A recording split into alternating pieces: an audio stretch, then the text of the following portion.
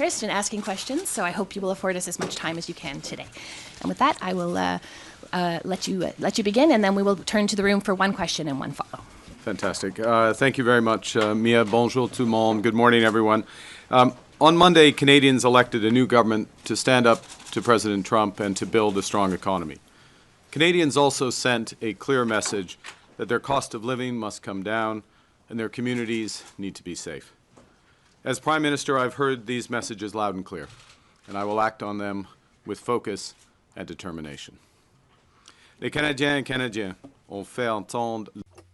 Canadians made their voices heard with a voter turnout rate that hasn't been seen in the last 30 years. Nearly 20 million Canadians voted, and even more of them voted in early voting than ever before. The engagement of Canadians at rallies, on social media, and around the dinner table was very high. And while different visions were put forth by various contenders, we disagreed agreeably, and the leader of every party quickly and graciously accepted the results. At a time when democracies around the world are under threat, Canadians can be proud that ours remains strong. As I've been clear since day one of my leadership campaign in January, I'm in politics to do big things, not to be something. And now that Canadians have honored me with a mandate to bring about big changes quickly, I will work relentlessly to fulfill that trust.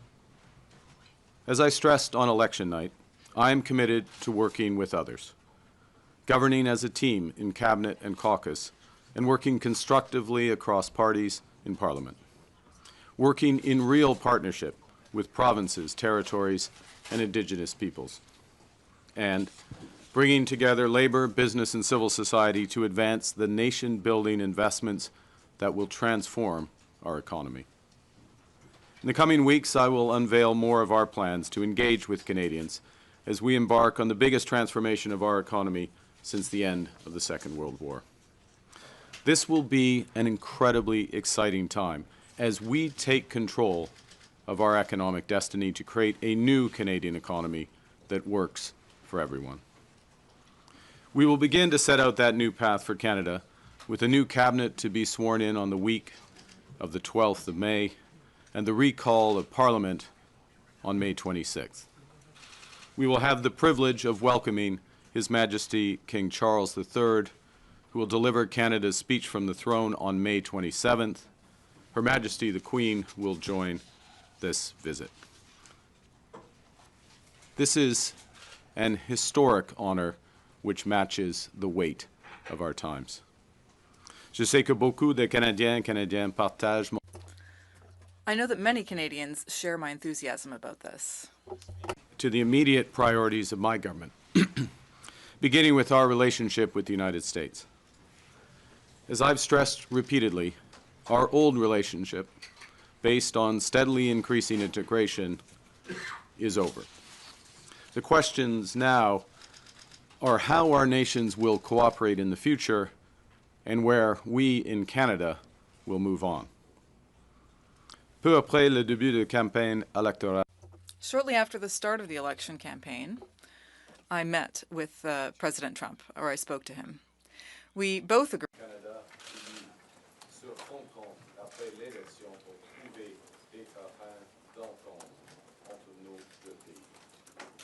On Tuesday, I had a very constructive call with President Trump, and we agreed to meet next Tuesday in Washington. Our focus will be on both immediate trade pressures and the broader future economic and security relationship between our two sovereign nations.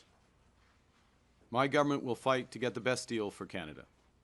We will take all the time necessary, but not more, in order to do so.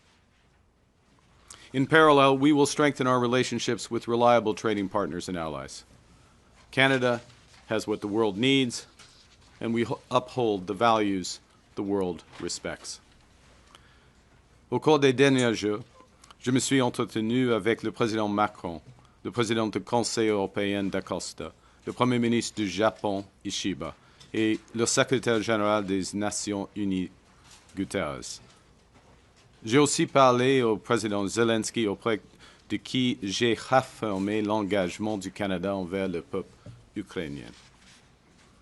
Dans les semaines et les mois à venir, je saisirai toutes les occasions d'échanger avec nos alliés et partenaires pour bâtir des relations renforcées, fondées sur des valeurs communes.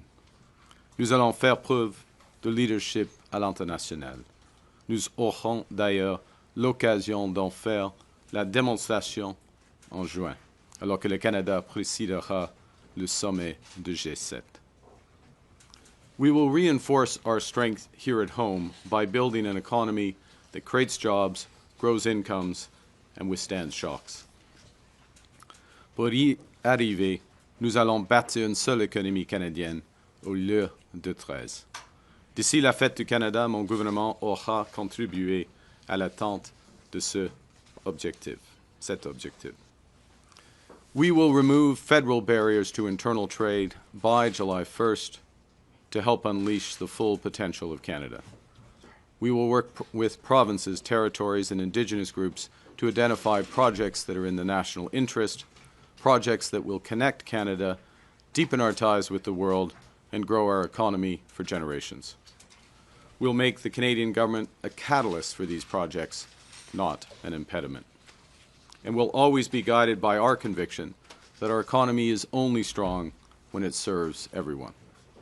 That means bringing down costs for Canadians and helping them get ahead.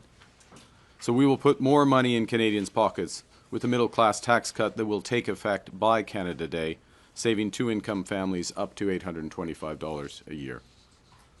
We will protect the programs that save families thousands of dollars a year, including pharmacare and $10 a day daycare. We will expand the Canadian Dental Care Plan to 8 million Canadians, saving the average family over $800 per visit. To lower costs for first-time homebuyers, we will cut GST on new homes at or under $1 million, allowing them to save up to $50,000, and we will lower the GST on homes between $1 million and $1.5 million.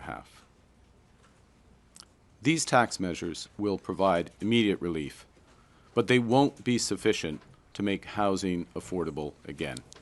For that, we have to build. We will address failures in the housing market head-on, unleashing the power of public-private cooperation at a scale not seen in generations. We will slash development charges in half for all multi-unit housing. That's about $40,000 off the cost of a two-bedroom apartment in Toronto. And we will create an entirely new Canadian housing industry in modular and prefabricated housing using Canadian technology, Canadian skilled workers, and Canadian lumber. We will build houses faster, at lower costs, with a smaller environmental footprint in construction and greater efficiency once families move in. And to kickstart these efforts, we will create a new entity, Build Canada Homes, and provide $25 billion in financing to private developers. Nous allons construire 2 fois plus de logements par année et créer une toute nouvelle industrie de la construction avec des technologies canadiennes, des travailleurs qualifiés canadiens et du bois canadien. My government will focus on keeping Canada secure as a sovereign nation and Canadians safe in their communities. We'll build a stronger Canadian armed forces to protect Canadians, defend our sovereignty, and support our allies. We'll strengthen our border security with 1,000 more CBSA officers, as well as scores of dog teams, drones, and scanners to fight the traffic of guns and drugs. We'll strengthen Canadian law enforcement by hiring 1,000 more RCMP officers and giving law enforcement more tools to fight crime. We will toughen the criminal code and bail laws for those threatening the safety of Canadians, including making bail harder to get for those charged with stealing cars, with home invasion, human trafficking, and smuggling. Nous allons bâtir la confiance en notre système de justice et nous allons faire de même avec notre système de l'immigration. We will return our immigration to sustainable levels by capping the total number of temporary workers and international students at less than 5% of Canada's population by the end of 2027. That's a sharp drop from the recent high of 7.3%, and this will help ease strains on housing, on public infrastructure, and social services. At the same time, we will work to attract the best talent in the world to build our economy. Canada has what everyone wants. We're a confident nation that celebrates our diversity, that believes in and practices free speech, that respects the rule of law, that has a vibrant democracy. We value innovators and builders. We trust science. We protect our immense natural heritage. For Canadians abroad thinking about returning to build their lives in our nation, there's never been a better time to come home.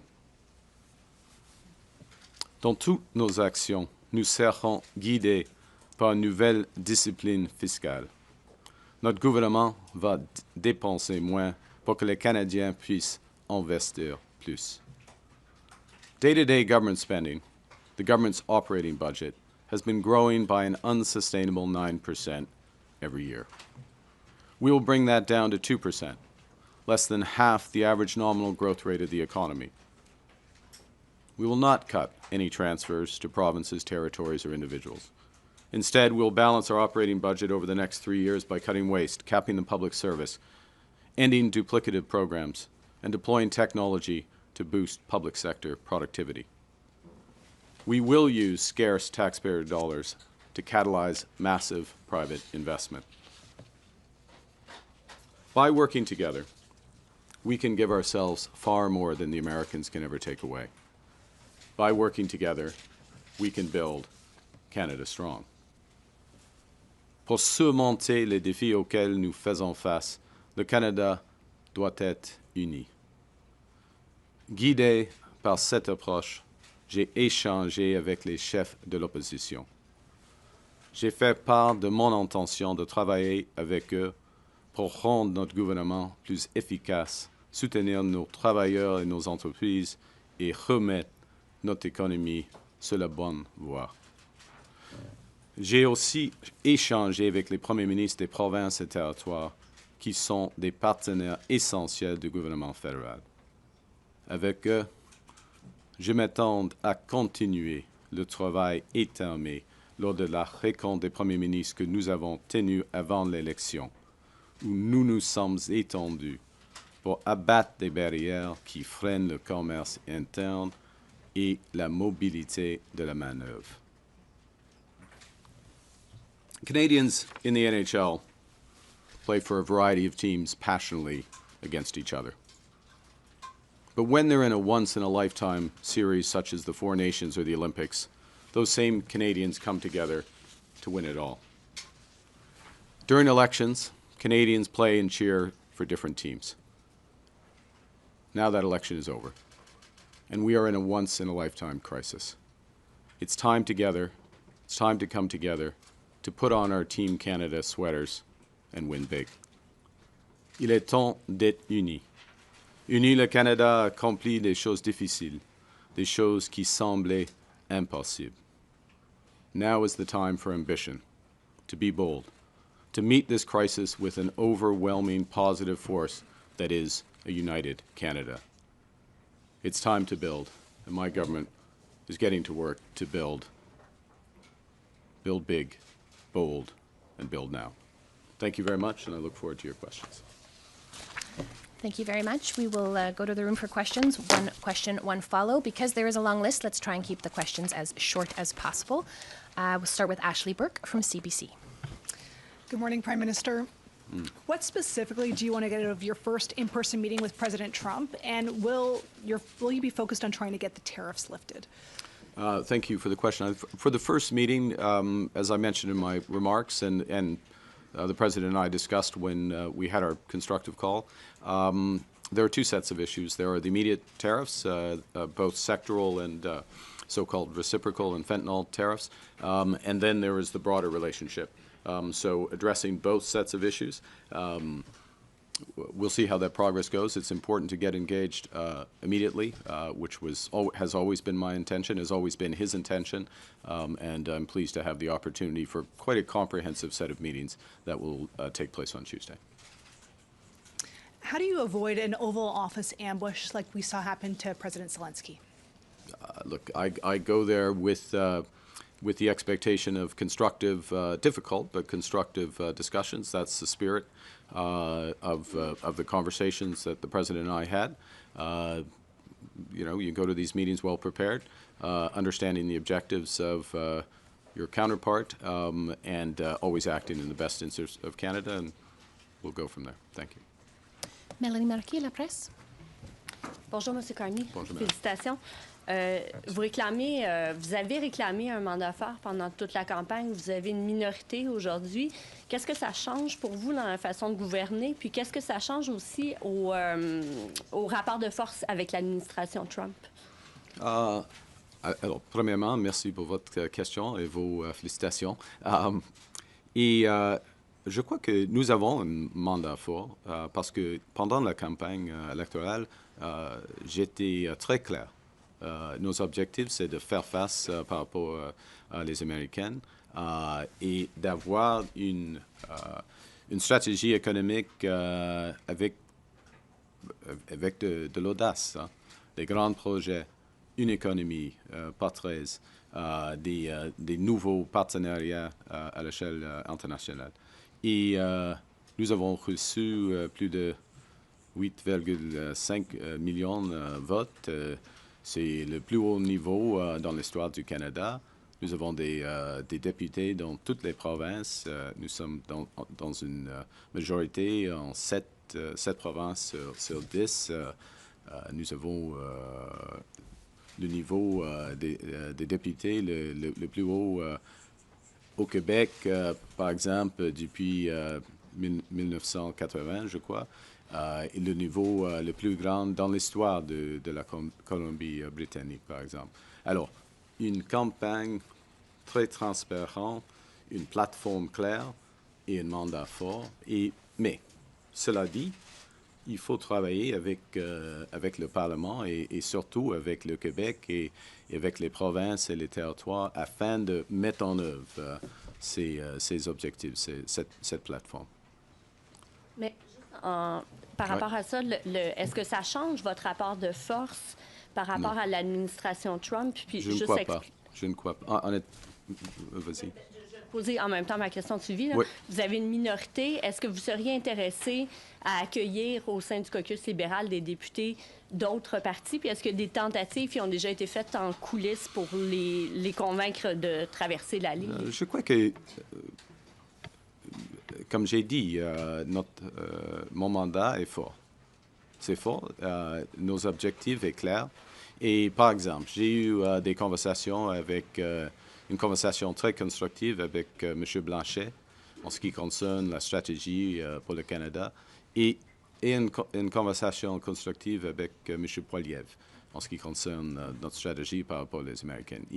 Si je me dis, il n'y a qu'un Premier ministre et nous avons des objectifs assez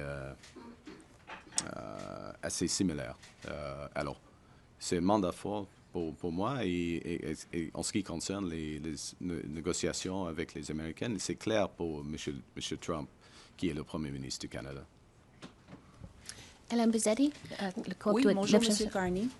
Bonjour. Bonjour. Vous le savez bien, M. Poilievre n'a pas gagné son siège. Il va donc essayer de revenir au Parlement en demandant à quelqu'un de lui céder le sien.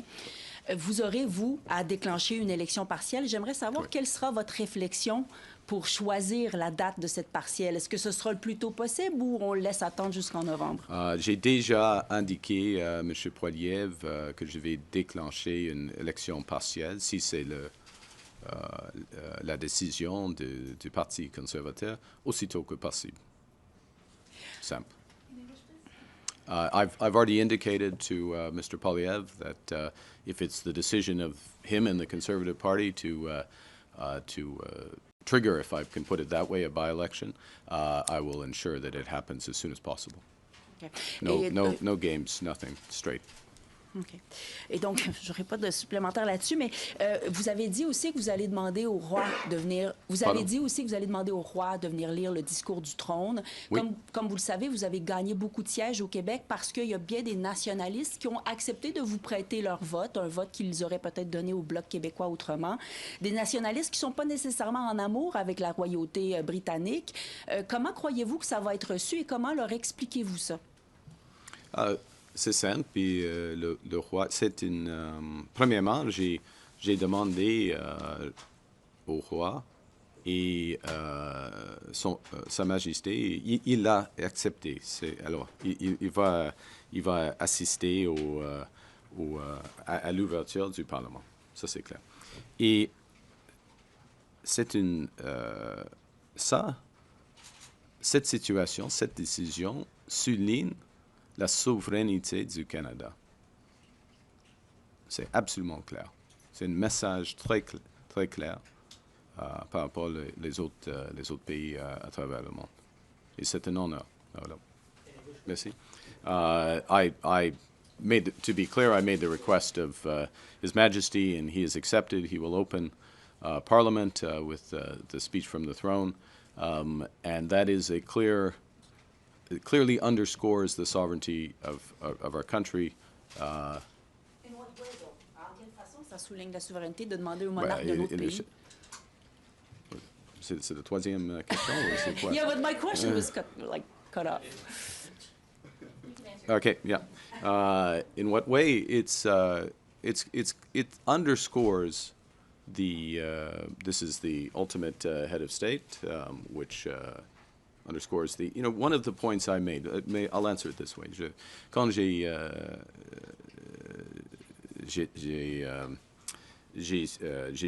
suis devenu le Premier ministre pour la première fois, j'ai mentionné il y a des peuples fondateurs du Canada, des peuples autochtones, des peuples français et des peuples anglais.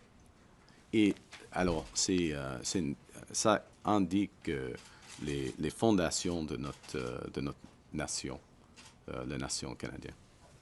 D'accord. Kenzie Gray, Global. Hi, Mr. Carney.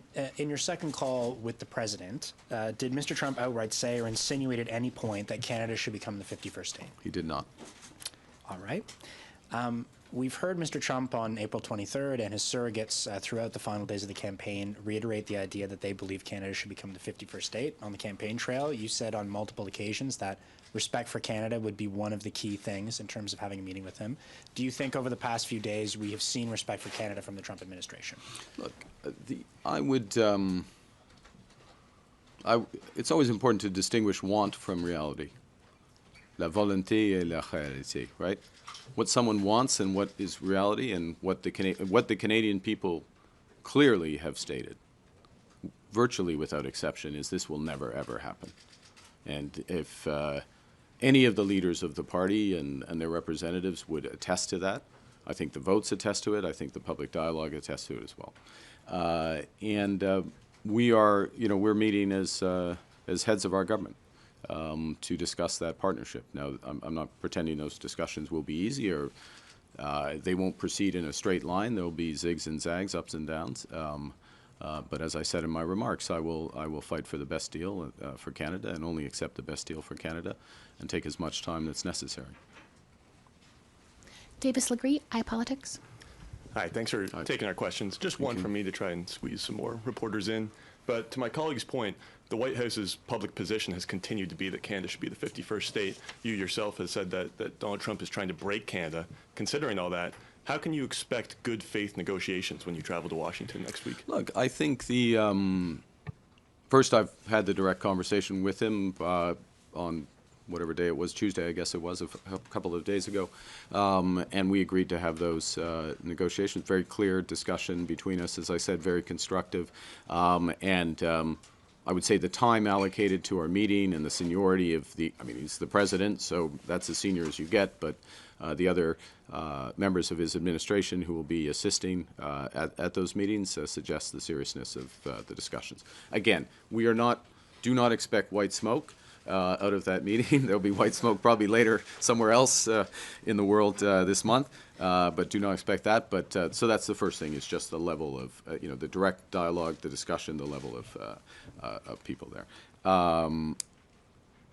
The second point, I'll make it quickly, and thank you for restricting the question so others can get in, is that he respects, as others who are good negotiators, and he's one of the best negotiators, they respect strength. That's why we're building Canada strong. There's lots of reasons to build Canada strong, but the point is, and I will make this point repeatedly, we have more than enough to do here at home. That point about we can give ourselves more than the Americans can take away is absolutely right.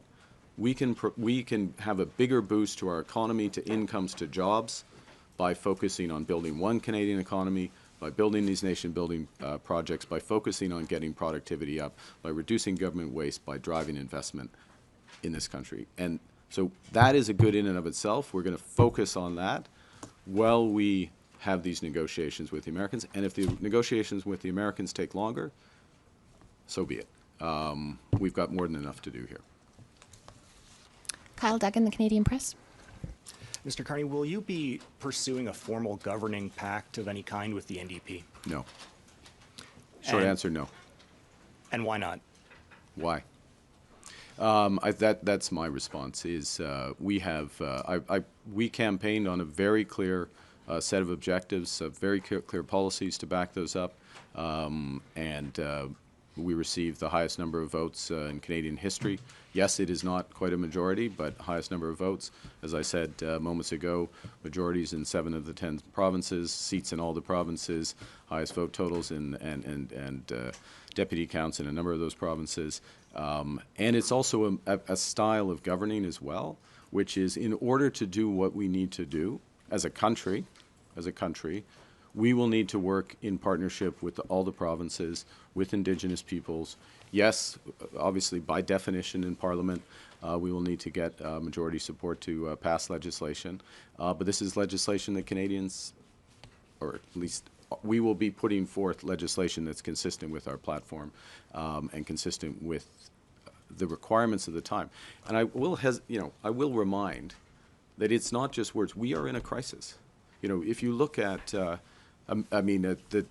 terrible manifestation of that today in Oshawa for the GM workers, 2,000 GM workers, and I'll just express my deepest sympathy for them and their families. A very difficult time. We are committed to supporting workers. All the dollars from our tariffs going to support workers. Fighting hard for our auto sector, all our sectors, in these negotiations with the Americans, and making sure that companies act in true partnership as well in maintaining employment and investment in Canada. And if not, there will be consequences for those companies. Thank you. Louis Blouin, Radio-Canada. Bonjour, Monsieur Carney. Est-ce que, dans votre vision des négociations qui s'en viennent avec Monsieur Trump, d'après vous, est-ce qu'il faut que les tarifs américains soient levés avant que vous commenciez à négocier un accord économique global avec lui? On verra. C'est une option, M. Blouin, dans un sens, je ne veux pas négocier au public, en effet. Il y aura des discussions difficiles en ce qui concerne, par exemple, les tarifs, selon nous. Les tarifs de fentanyl, c'est pas clair pourquoi ils sont encore en place. Mais ce sera une négociation complexe. D'accord. The essence of my answer was I don't want to negotiate in public, so I'm not sure I need to add the other words that were around it. But look, it is complex. Particularly, there are examples where, certainly from our perspective, the fentanyl tariffs, were not merited to begin with, but are even less merited given all the steps that the government of Canada has taken and the progress that's been made. This will be a broader discussion, and it's one of the cards that they have, and therefore we'll see how it plays out. D'après vous, qu'est-ce que Donald Trump veut dans cette négociation? C'est une des questions de discussion. Parce qu'il y a, il a quelques objectifs, équilibre dans les balances commerciales, premièrement, l'arrêt de fentanyl, deuxièmement, et puis l'augmentation des dépenses militaires, troisièmement, et puis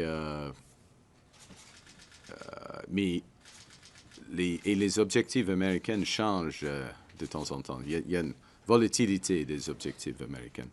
Alors, mais pour nous, c'est une question d'avoir un accord gagnant-gagnant avec eux dans un monde qui devient plus divisé et dangereux.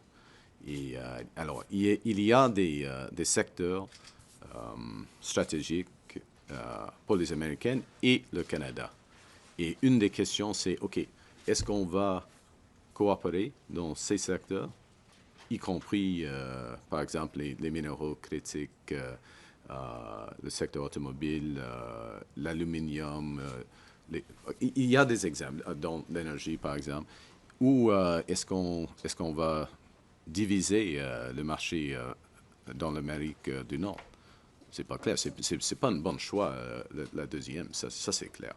Mais s'il veut, le Canada a d'autres options. Ça, c'est clair. Ça, c'est clair. We'll have time for one more very fast question. Catherine Levesque from the National Post. Okay, I'll try to make it two very fast.